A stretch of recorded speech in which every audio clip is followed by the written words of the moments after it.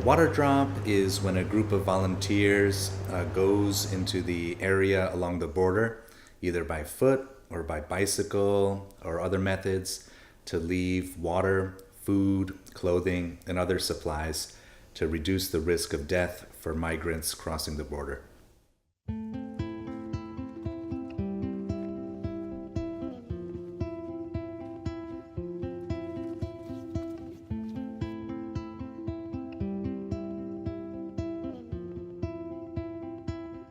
So here locally in San Diego, the two ways that we see are people coming through the desert and people coming through the boats. When they're coming in through the ocean, they face the danger of a boat capsizing, and they can drown, because unfortunately that does happen. When they're coming in through the desert, then they're having to hike for miles and miles and miles through a desert, through the mountains, through the desert, and they can starve.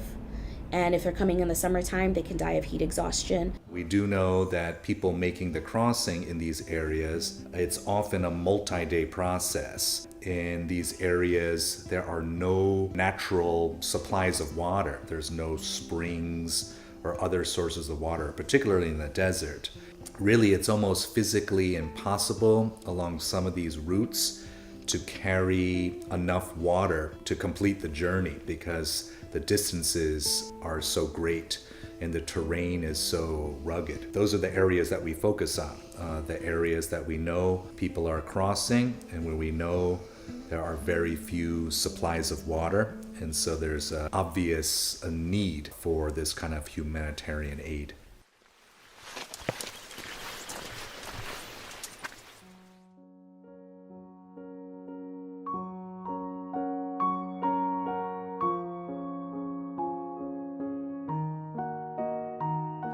My mom tells me that when I was 3 years old, she brought me to the United States. One of the scariest part was getting into the river. My feet touched the water. I wanted to cry. Yo le decía, no llores, no pasa nada, estás conmigo, no tengas miedo.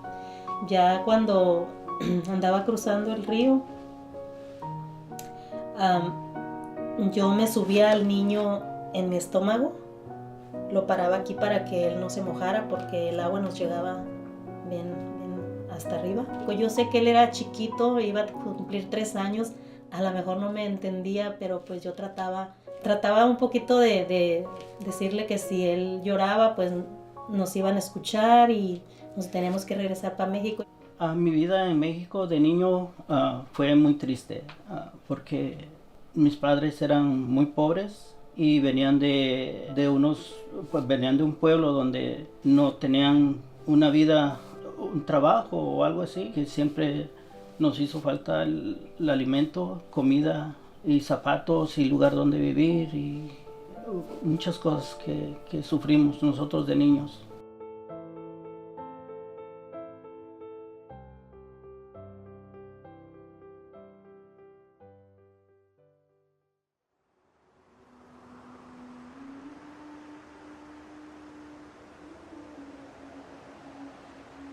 Before we actually do the group water drops, we do scouting. So small groups of volunteers go and explore different areas along the border, in the mountains, in the deserts, and look for signs of travel.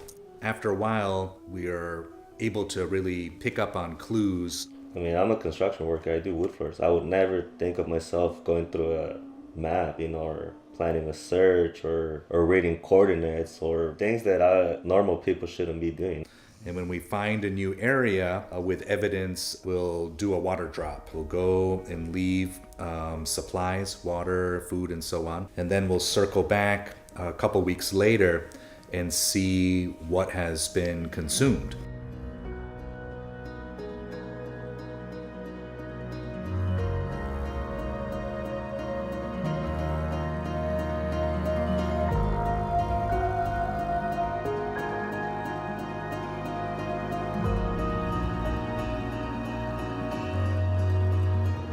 There's always risk of you can come across wild animals, snakes, coyotes, whatnot. During the warm months, people getting into trouble because it gets so hot in the desert.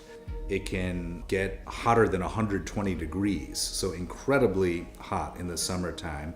And if people don't have enough water, the danger is that they'll die of hyperthermia, meaning that their bodies will overheat. They'll literally cook to death, basically.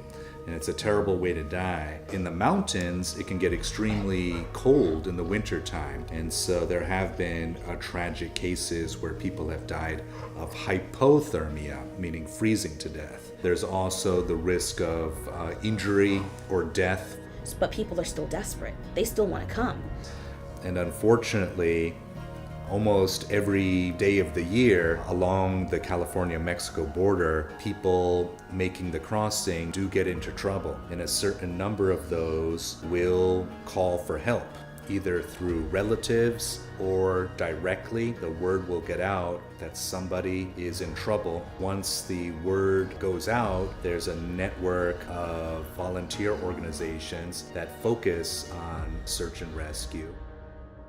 First time that I went to the search and rescue, I didn't really want to do it just because of, I didn't know what the risk was of being out there. My kid's mom, her brother was actually lost in the desert for a couple of days, so she pushed me into it. I thought it was going to be the first and only time I'd be there until I found the first set of remains, He was born in 87 too, same as me. And as soon as I found him, I immediately thought about his family, his kids. I have kids. He could have had kids, So I put myself in his shoes, and that's pretty much what pushed me to keep going on it. It's a 23-year-old kid from Sinaloa. When we found him, he had 3 days with no water or food. The first thing that he told us, he didn't want to die.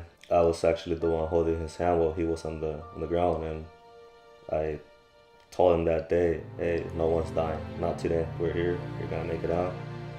With the very last energy that he had, he was able to get his phone out and showed me a photo of his daughter, 2-year-old daughter. This kid that's about to die, all he can think about is his daughter and his mom. No sabía de qué se trataba, pero cuando ya miré de qué se trató, no me importó las llagas que me salieron en los pies, no me importó nada. Se me hizo como una adicción ir al desierto a buscar a mis hermanos migrantes que quedaban perdidos, porque la primera vez que fuimos se encontraron varios osamentas, varios cuerpos. Entonces yo dije, aquí necesitamos hacer más trabajo. Entonces empecé a ir a buscar a los migrantes que estaban perdidos, que se pierden en el desierto.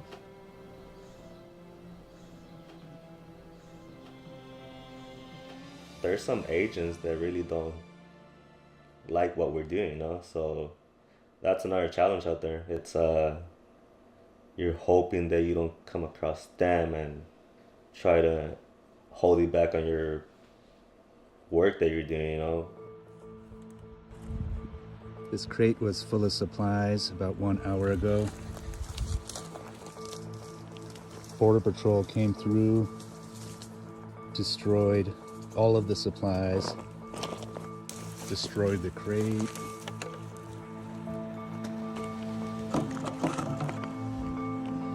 All of these bottles of water we left an hour ago. Opened up, poured out all the cans of food.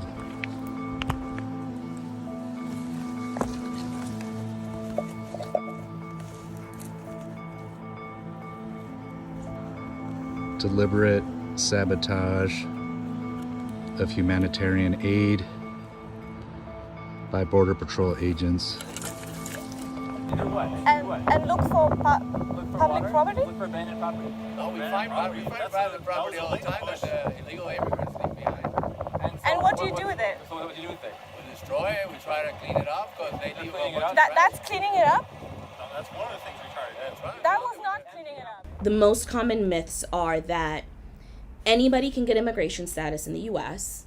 Everybody just needs to get in line, and it's a super easy line to get in, and the line moves, and that everybody can do things the right way. That just flat out isn't true. You have to have an underlying visa to even be able to get into a line.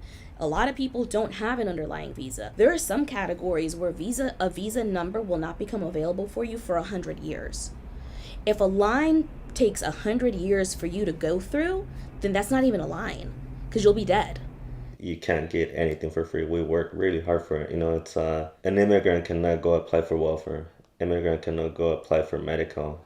Immigrant does not apply for anything, you know. They don't qualify for it. In order to be eligible for food stamps or for cash aid for welfare, you have to have a social security number. Undocumented immigrants are not eligible for social security numbers, so they don't get it. But a lot of immigrants do work and get a W-2, so they do have taxes taken out of their paycheck.